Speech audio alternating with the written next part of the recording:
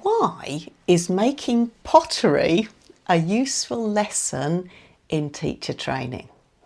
Interested? Keep watching. If this is the first time we're meeting, I'm Jo Gakonga. I'm a teacher educator. I've been a CELTA trainer and assessor for over 20 years, and I've got a website at elttraining.com where I make video-based support material for English language teachers at all stages of their careers. Check it out. If you like this, then please give me a thumbs up and subscribe. I make a new video every week. In my humble opinion, teachers should always be learning something, and preferably something that's tricky for them. This was reinforced for me recently because I started learning to make pottery on a wheel, and it's much harder than it looks. So it got me thinking. I think there are 3 good reasons to be a learner when you're a teacher. So here they are. Number 1, if you have got to a level of teaching a subject, you're definitely skilled in that subject and you probably love it.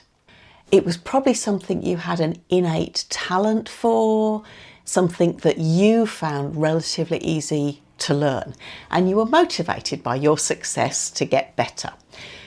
So it might not be all that easy to empathise with the learners you have who perhaps don't find the subject so easy. Learning something new yourself helps with that.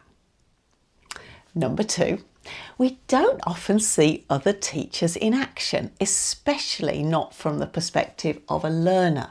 And putting yourself back in that position really allows you to see and appreciate good teaching and not so great teaching, because I think both of those things can be enlightening and help you to reflect on your own practice.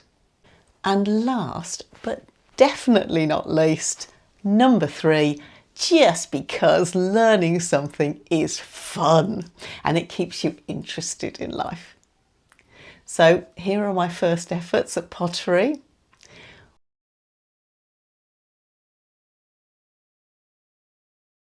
And it's already coming in useful.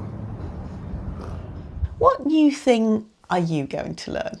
If you think it might be making video like I do, then I run a great program for that. Just saying.